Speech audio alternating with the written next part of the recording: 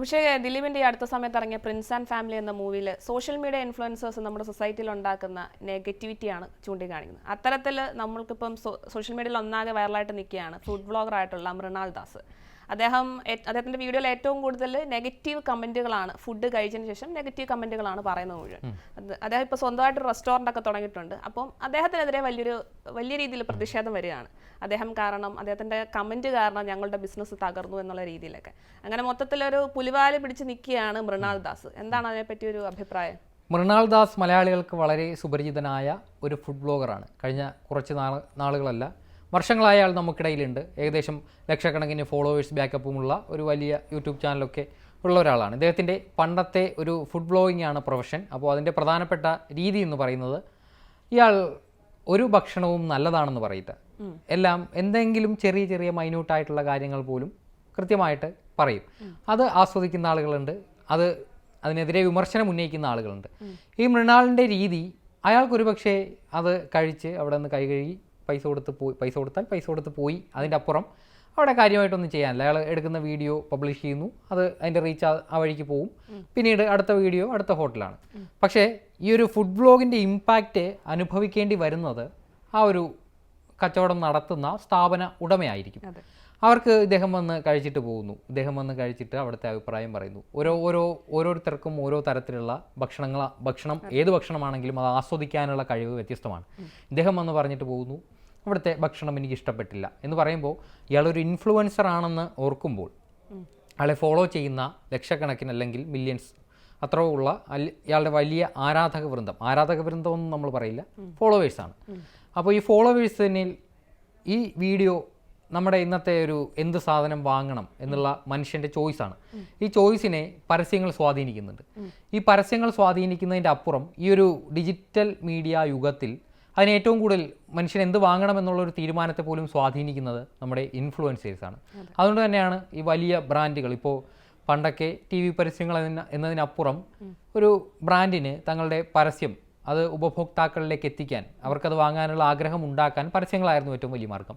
എന്നാൽ ഈ digital media യുഗത്തിൽ അതിന് പല തരത്തിലുള്ള മാർഗ്ഗങ്ങളുണ്ട്. അതിൽ ഏറ്റവും പ്രധാനപ്പെട്ടതാണ് ഈ വ്ളോഗർമാരിലൂടെയുള്ള ഇൻഫ്ലുവൻസർമാരിലൂടെയുള്ള പ്രൊമോഷൻ. അപ്പോൾ ഈ മൃണാൾ ദാസ് ചെയ്തു വന്നിരുന്ന രീതി, ഇയാൾ വ്ളോഗ് ചെയ്തു പോകുന്നു, പിന്നീട് ആ ഹോട്ടലിൻ്റെ അവസ്ഥ ഇയാൾക്ക് ചിന്തിക്കേണ്ട കാര്യമില്ല. ആ ഹോട്ടലിലേക്ക് തൻ്റെ അഭിപ്രായം പറഞ്ഞതിന് ശേഷം ഇത് കാണുന്ന ഒരു പ്രേക്ഷകൻ തീരുമാനിക്കുകയാണ്, ഇദ്ദേഹം അവിടെ പോയി ഭക്ഷണം കഴിച്ചു, അവിടെ നിന്ന് വാങ്ങാൻ പറ്റുന്ന ഏറ്റവും വില കൂടിയ ഭക്ഷണമാണ് ഇയാൾ വാങ്ങി കഴിച്ചിരിക്കുന്നത്, അത് മോശമാണെന്ന് പറയുമ്പോൾ അവിടെ ഒരു സാധാരണക്കാരനായ ഞാൻ ചെന്ന് അതിനെക്കാട്ടും വില കുറഞ്ഞ ഒരു ഭക്ഷണ പദാർത്ഥം തിരഞ്ഞെടുത്ത് കഴിച്ചാൽ ഇദ്ദേഹം പറയുന്നത് സത്യമാണെന്ന് വിശ്വസിക്കും. അത് എത്ര നെഗറ്റീവ് ഇമേജ് ഉള്ള ഒരു ഇൻഫ്ലുവൻസർ ആണെങ്കിലും അയാൾ പറയുമ്പോൾ തീർച്ചയായും അത് കണ്ടുകൊണ്ടിരിക്കുന്ന ഇൻഫ്ലുവൻസർ, അത് കാണാൻ ആളുള്ളത് കൊണ്ടാണ് അയാൾ വ്ളോഗറായത്. അപ്പോൾ അത്തരത്തിലുള്ള ആളുകൾ ഇത് ശ്രദ്ധിക്കും. ഇതിപ്പോൾ പ്രശ്നം എന്താണെന്ന് വെച്ചാൽ, മൃണാൾ കഴിഞ്ഞ കുറേ നാളുകളായി കേരളത്തിൽ നിറഞ്ഞു നിന്ന ഫുഡ് ബ്ലോഗറായി, കേരളത്തിൽ അങ്ങോളം ഇങ്ങോളമുള്ള റെസ്റ്റോറൻറ്റുകളിലെല്ലാം കയറി ഫുഡ് കഴിച്ചു, അതിനെക്കുറിച്ച് അഭിപ്രായം പറഞ്ഞു. അഭിപ്രായമൊക്കെ എല്ലാവർക്കും പറയാം. അത് അവരെയും കൂടി ബാധിക്കും എന്നുള്ളൊരു കൺസേൺ നമുക്ക് ഉണ്ടാവുന്നിടത്തോളമാണ് നമുക്കൊരു സാമൂഹിക ബോധം ഉണ്ടാകുന്നത്. അത് മോശമാണെങ്കിൽ മോശമാണെന്ന് പറയാം, പക്ഷേ ചെറിയ ചെറിയ വിട്ടുവീഴ്ചകൾ. ഇദ്ദേഹം പണ്ട് ചെയ്തൊരു പരിപാടി എന്ന് പറഞ്ഞാൽ, തിരുവനന്തപുരത്തെ ഒരു സാധാരണ സ്ത്രീകൾ തയ്യാറാക്കുന്ന ഒരു ചെറിയ ഒരു കുടിൽ വ്യവസായം എന്നൊക്കെ പറയാൻ പറ്റുന്ന രീതിയിലുള്ള ഒരു സ്ഥാപനത്തിൽ നിന്ന് ഒരു ബിരിയാണി വാങ്ങുന്നു. സാധാരണ നമ്മുടെ നാട്ടിലെ മാർക്കറ്റിലൊക്കെ കിട്ടുന്ന സാധാരണ വിലയ്ക്ക് ഒരു ബിരിയാണി വാങ്ങുന്നു. തൊട്ട് അടുത്തുനിന്നൊരു മൾട്ടി കുഷൻ റെസ്റ്റോറൻറ്റിൽ നിന്ന് അത് ബിരിയാണിയാണ്, രണ്ടും ബിരിയാണിയാണ്, പക്ഷേ അതിൻ്റെ ഉൽപ്പന്നത്തിൻ്റെ ഗുണമേന്മകളിൽ വ്യത്യാസമുണ്ട്, വിലയിൽ വ്യത്യാസമുണ്ട്. ഈ രണ്ട് ബിരിയാണി എങ്ങനെയാണ് കമ്പയർ ചെയ്ത് അഭിപ്രായം പറയുക? സാധാരണ ഒരു ചുറ്റുപാടിൽ അവരൊരു ഉപജീവന മാർഗം എന്ന നിലയിൽ തയ്യാറാക്കി വിൽക്കുന്ന ഒരു ബിരിയാണി, അതുപോലെ തന്നെ ഒരു വ്യവസായ മാർഗം, ഒരു അവിടുത്തെ സർവീസിൻ്റെ എല്ലാം വിലയിട്ട് കൃത്യമായിട്ട് ആളുകളിൽ നിന്ന് വില ഈടാക്കിക്കൊണ്ട് വിൽക്കുന്ന ഒരു സ്ഥാപനത്തിൻ്റെയും ഗുണമേന്മ എന്ന് പറയുന്നത് ഇതിൽ ഇമ്പോർട്ടൻ്റ് ആണ്. ഏത് ഭക്ഷണമാണെങ്കിലും ആരോഗ്യമാണ് ഏറ്റവും പ്രധാനം. അപ്പോൾ അതിൻ്റെ ഗുണമേന്മ ഉറപ്പുവരുത്തേണ്ടത് ഹോട്ടൽ വ്യവസായത്തിൻ്റെ പ്രധാനപ്പെട്ട ഒരു ധർമ്മമാണ്. ആ ധർമ്മം പാലിക്കപ്പെടുന്നുണ്ടോ എന്നത് സംശയമാണ്. കാരണം ഇപ്പോൾ എണ്ണയ്ക്കടക്കം ഇപ്പോൾ എത്രയാണ് വില? 460 രൂപയാണെന്ന് തോന്നുന്നു. അപ്പോൾ ഇത്തരത്തിൽ വില വർദ്ധിപ്പിക്കാതെ പിടിച്ചു നിൽക്കാൻ സാധിക്കാത്ത അവസ്ഥ ഈ ഹോട്ടൽ വ്യവസായത്തിനുണ്ട്. അത്തരത്തിൽ വളരെ ദാരുണമായി തകർച്ചയിലേക്കൊക്കെ പോകുന്ന ഒരു വ്യവസായമാണിത്. അപ്പോൾ ഈ മൃണാൾ അതിനുശേഷം ഇപ്പോൾ അദ്ദേഹം ഒരു ഹോട്ടൽ തുടങ്ങി. നീണ്ട നാളത്തെ വ്ളോഗിംഗ് പരിചയവും ഫുഡ് വ്ളോഗറായിട്ട് ഈ ഇൻഡസ്ട്രിയിൽ നിന്ന കണ്ട് പരിചയങ്ങളൊക്കെ വെച്ച് ഇദ്ദേഹം ഒരു MBA ബിരുദധാരിയാണെന്നാണ് എനിക്ക് തോന്നുന്നത്. UK നിന്നോ എന്തോ MBA ബിരുദം കരസ്ഥമാക്കിയ ഒരാളാണ്. ആൾക്ക് ഒരു വ്യവസായം ഫുഡ് ചെയിൻസ് തുടങ്ങണം. അങ്ങനെ വരുന്നു. ഹംഗ്രി മൃണാൾ എന്ന പേരിൽ, മറ്റെന്തോ പേരുകളിലെല്ലാം ഔട്ട്ലെറ്റുകളുണ്ട്. ഹംഗ്രി മൃണാൾ എന്ന പേരിലാണ് കൊച്ചിയിൽ 2 ഔട്ട്ലെറ്റുകൾ. ഒന്ന് കാക്കനാടും ഒന്ന് ഇടപ്പള്ളിയിലുമാണെന്നാണ് എനിക്ക് തോന്നുന്നത്. ശരിക്കും ആ ഒരു കൺസെപ്റ്റ്, ആ റെസ്റ്റോറൻറ്റ് ചെയിൻ്റെ കൺസെപ്റ്റ് വളരെ നല്ലതാണ്. കാരണം ഒരു പക്ഷേ പുറം രാജ്യങ്ങളിലൊക്കെ ഉണ്ടായിരുന്ന ഒരു സാധനത്തിൻ്റെ അഡാപ്റ്റേഷൻ ആയിരിക്കാം, അല്ലായിരിക്കാം. അത് കേരളത്തിലേക്ക് പുതുതായി വരുമ്പോൾ ആ ഒരു കൺസെപ്റ്റ്, അദ്ദേഹം എങ്ങനെ ചിന്തിച്ചാലും അദ്ദേഹത്തിന് എന്ത് മോശം പറഞ്ഞാലും ആ ഒരു കൺസെപ്റ്റ് വളരെ നല്ലതാണ്. കേരളത്തിലെ ഇന്നത്തെ സാഹചര്യത്തിൽ അത് അഭിനന്ദനാർഹമാണ്. കാരണം നമ്മളൊരു ഹോട്ടലിൽ പോയി, വെജിറ്റേറിയൻ റെസ്റ്റോറൻറ്റിൽ പോയി ഒരു സദ്യ കഴിക്കുന്നു. ഈ സദ്യ കഴിക്കുമ്പോൾ അവിടെ ഇലയിൽ വന്ന് വിളമ്പി വയ്ക്കുന്ന എല്ലാ കറികളുമുണ്ട്, ചോറുണ്ട്. അപ്പോൾ ഇതിലെന്തെങ്കിലും നമുക്ക് ഉറപ്പായിട്ടും ഇഷ്ടമില്ലാത്തതുണ്ടാകും. ആ ഇഷ്ടമില്ലാത്ത ഒരു സാധനം നമുക്ക് വേണ്ട, അത് വെക്കണ്ട എന്ന് പറഞ്ഞാലും നമുക്ക് ഏറ്റവും അവസാനം അതിന് വിൽ ബി പെയ്ഡ്, നമുക്കതിന് പണം കൊടുത്തേ അവിടെ നിന്ന് ഇറങ്ങാൻ പറ്റൂ.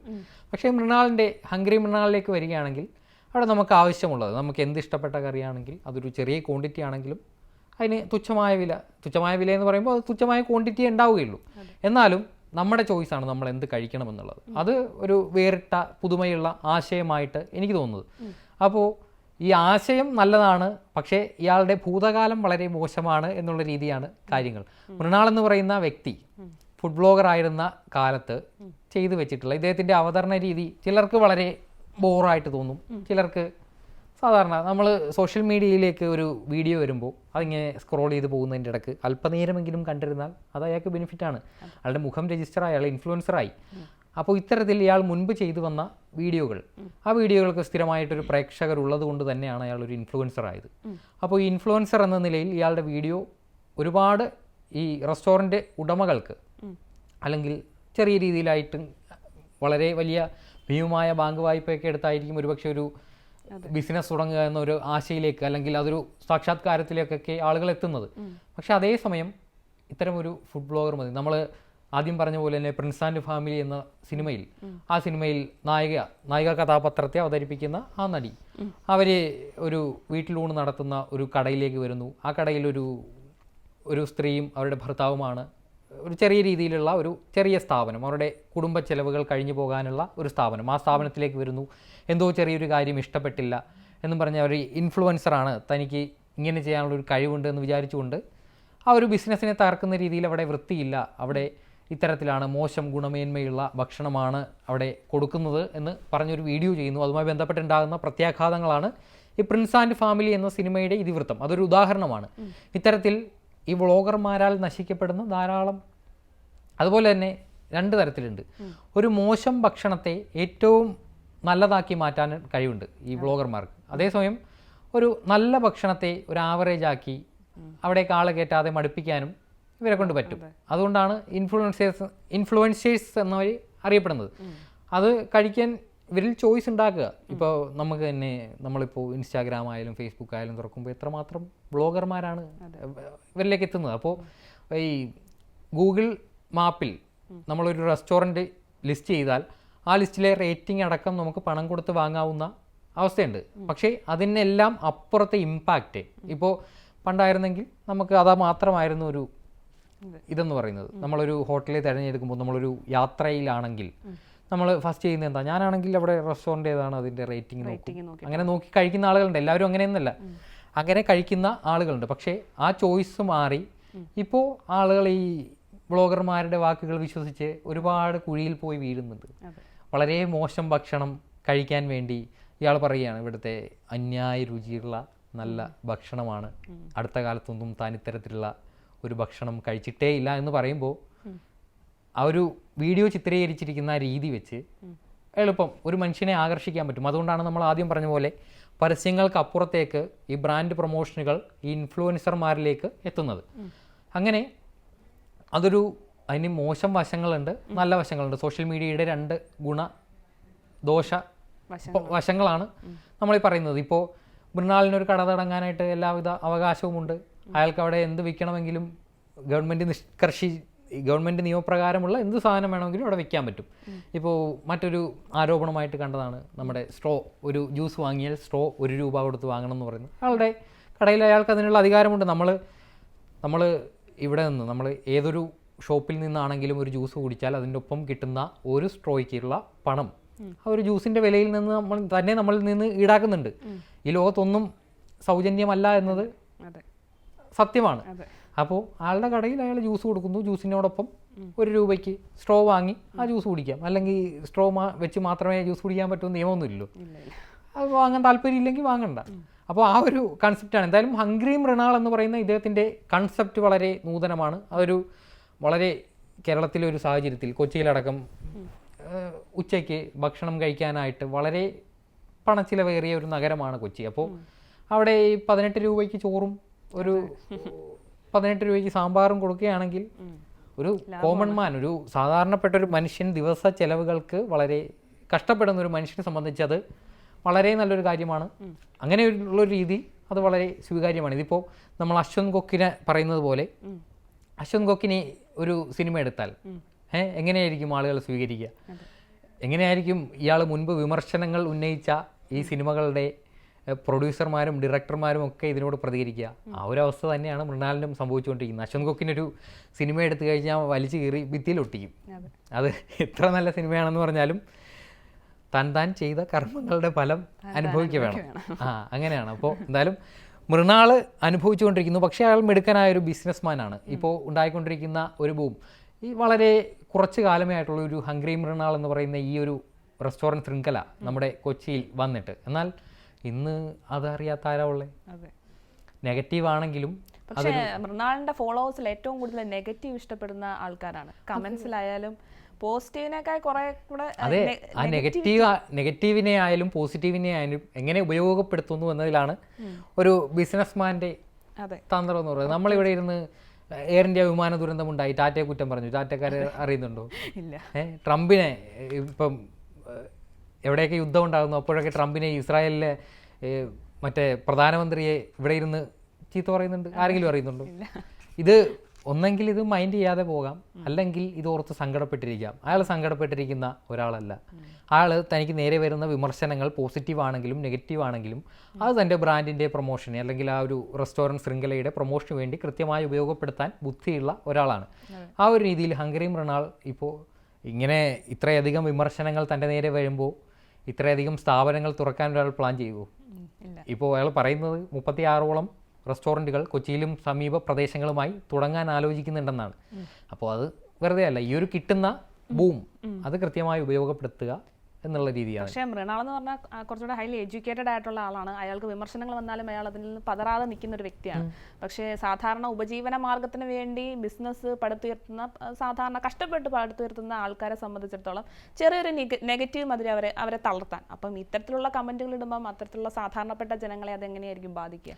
സാധാരണപ്പെട്ട ജനങ്ങളെയല്ല, സാധാരണഗതിയിൽ ഒരു ബിസിനസ് തുടങ്ങുന്നു. ഇപ്പോൾ നമ്മുടെ നാട്ടിൽ ഒരു റെസ്റ്റോറൻ്റ് ആണെങ്കിലും എന്താണെങ്കിലും അവർക്കൊരു സോഷ്യൽ മീഡിയ ഹാൻഡിൽ എന്തായാലും ഉണ്ടാകും. അത് ഇവർ പഠിച്ചൊരു പാഠമാണ്. കാരണം തങ്ങളുടെ പ്രൊമോഷൻ ചെയ്യാൻ ഏറ്റവും പ്രധാനപ്പെട്ടൊരു മാർഗം തങ്ങൾക്ക് മുന്നിൽ ഫ്രീ ആയിട്ടുള്ളൊരു ടൂളായിട്ട് നമ്മൾക്ക് മുന്നിലുണ്ട് എന്നൊരു ബോധ്യം ഇപ്പോൾ എല്ലാവരും മനസ്സിലാക്കുന്നുണ്ട്. അതില്ലാതിരുന്നത് കൊണ്ട് പല സ്ഥാപനങ്ങളും പൂട്ടിപ്പോയ സ്ഥാപനങ്ങളുണ്ട്.